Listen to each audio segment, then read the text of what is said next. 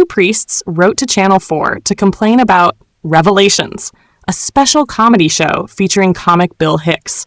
Although the priests' original letters are not included here, these two letters form part of Bill's correspondence with them. Letter 1, June 8, 1993. Dear Sir, after reading your letter expressing your concerns regarding my special revelations, I felt duty-bound to respond to you myself, in hopes of clarifying my position on the points you brought up, and perhaps enlighten you as to who I really am. Where I come from, America, there exists this wacky concept called freedom of speech, which many people feel is one of the paramount achievements in mankind's mental development. I myself am a strong supporter of the right of freedom of speech, as I'm sure most people would be if they truly understood the concept. Freedom of speech means you support the right of people to say exactly those ideas which you do not agree with. Otherwise, you don't believe in freedom of speech, but rather only those ideas which you believe to be acceptably stated.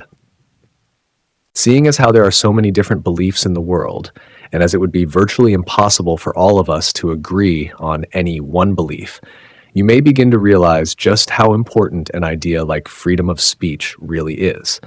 The idea basically states, while I don't agree or care for what you are saying, I do support your right to say it, for herein lies true freedom. You say you found my material offensive and blasphemous. I find it interesting that you feel your beliefs are denigrated or threatened, when I'd be willing to bet you've never received a single letter complaining about your beliefs or asking why they are allowed to be. If you have received such a letter, it definitely did not come from me. Furthermore, I imagine a quick perusal of an average week of television vision programming would reveal many more shows of a religious nature than one of my shows, which are called specials, by virtue of the fact that they are very rarely on.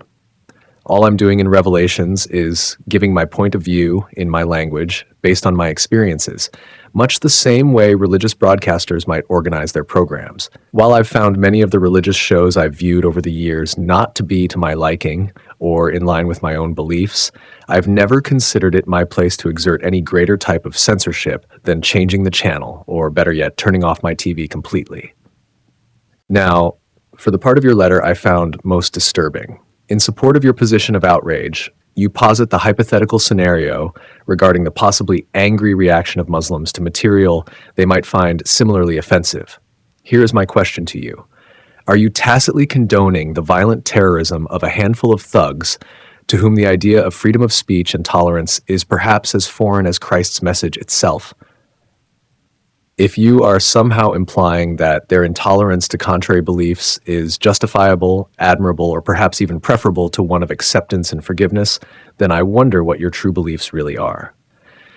If you had watched my entire show, you would have noticed, in my summation of my beliefs, the fervent plea to the governments of the world to spend less money on the machinery of war and more on feeding, clothing, and educating the poor and needy of the world.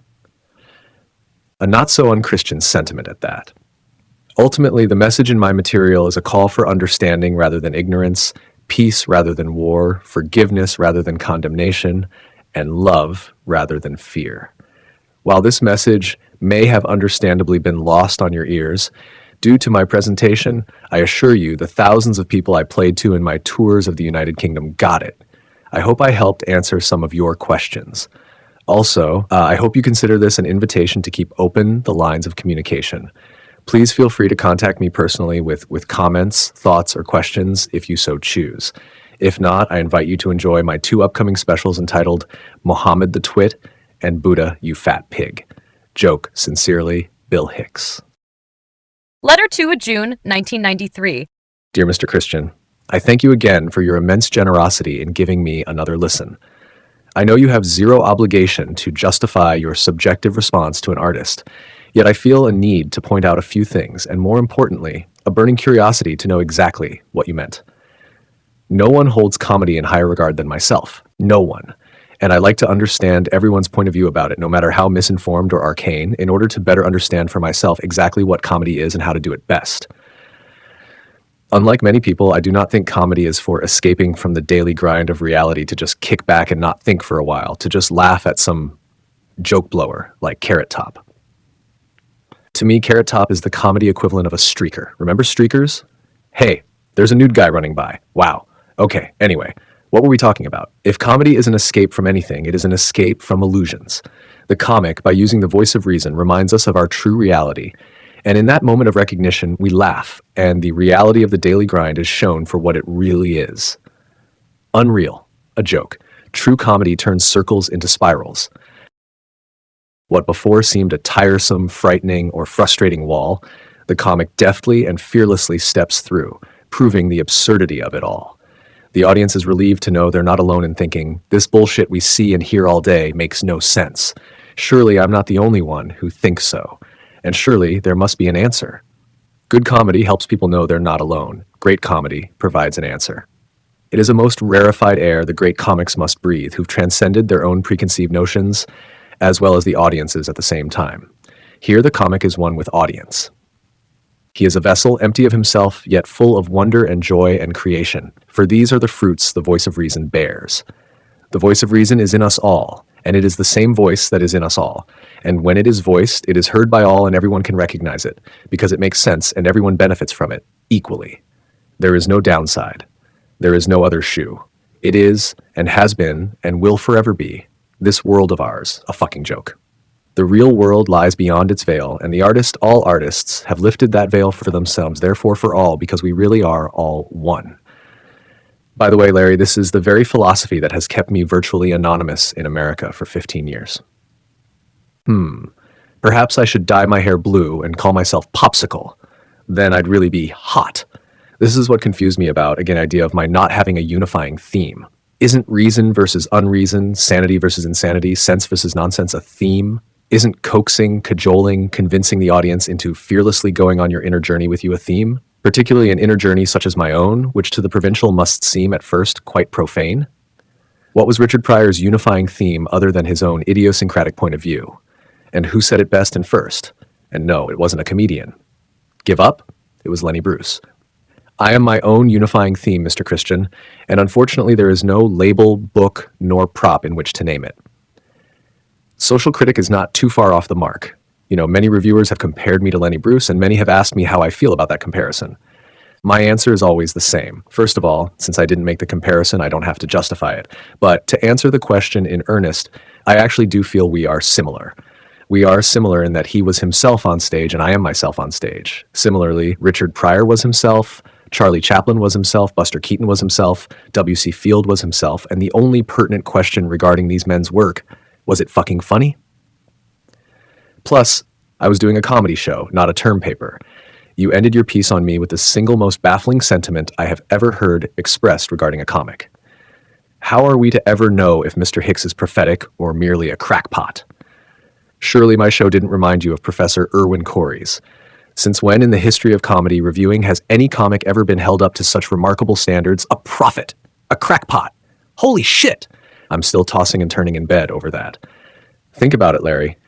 If you are willing to hold me up to such an unbelievable standard such as a prophet, or willing to dismiss me as some kind of crackpot, surely you understand my desire for you to reassess exactly what it is I do. And I think you were right when you said we might both learn something from each other with further dialogue. Apparently, it is not clear to a lot of people what it is I do, so you know what? I'm just going to come out and tell you. No beating around the bush. Okay, here goes. I, like all artists in Western cultures, am a shaman. That's somewhere between prophet and crackpot, by the way, though much closer to prophet. There, now you have it. I am a shaman come in the guise of a comic in order to heal perception by using stories and jokes, and always, always the voice of reason that people may have hope and peace by healing their misperceptions. I am a shaman and my goal is to, drumroll, be myself. And the effort that takes is, another drumroll, please, none. And my message is, drumroll, then cymbal crashes, be yourself. I am a shaman, a healer, and truth is my medicine. Laughter makes the bitter swallowing of truth, for some, a little easier. We live in a world of denial, Larry, and the shaman comes to remind us of our truth. Shamans come in many shapes and forms. The form I've come in, me, is best expressed through the unfortunately limiting label of comic. Yes, it must be confusing to some people.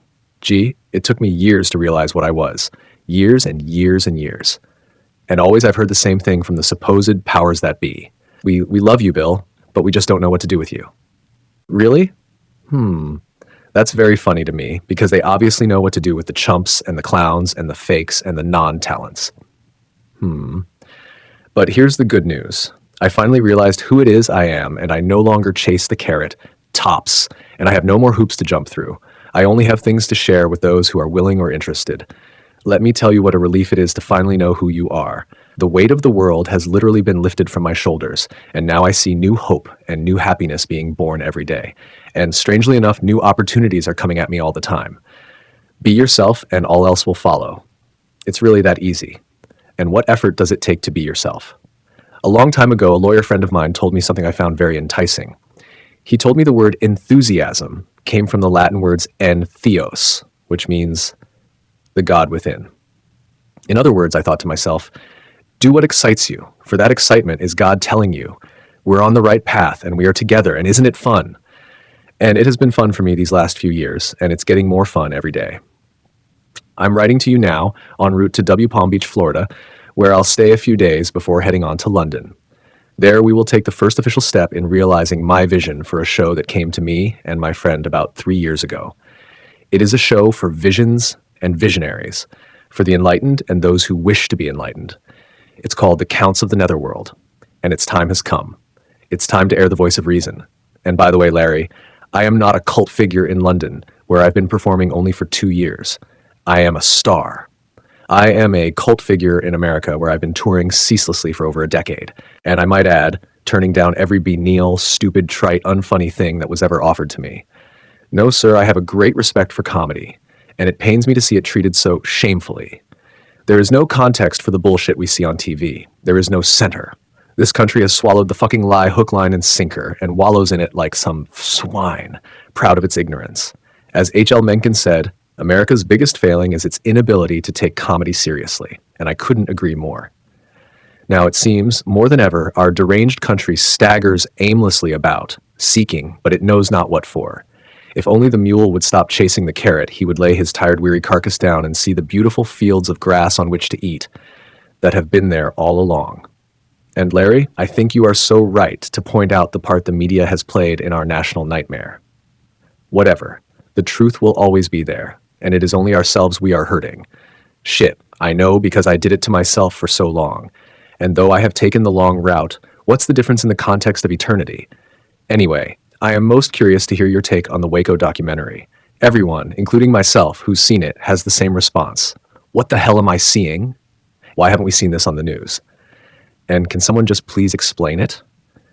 Your guess is as good as mine, although I think the footage speaks for itself. Then again, I thought the Rodney King beating tape spoke for itself. Boy, was I wrong. But wrong. I didn't know, as the cops helped me understand, that it was all in how you looked at the tape. Well, what do you mean? Well, if you play the tape backwards, you see us help King up and send him on his way.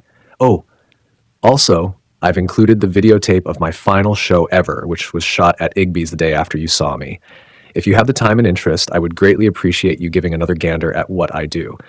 The show at Igby's was so much warmer and, I think, a truer representative of what it is I actually do. Maybe now that you are, hopefully, over that bad cold, you can, at your leisure now, in the comfort of your own home, kick back and watch this tape and maybe even get a hoot out of it. You were most definitely correct in assessing that. Improve? What a fucking morgue. Jesus, I've been writing now for over 2 hours. Even a crackpot can take a hint once in a while. I'll close by saying thanks again for your openness and calling me back and hearing me out. Sincerely, Bill Hicks. P.S. Comic as shaman? Now there's a fucking unifying theme.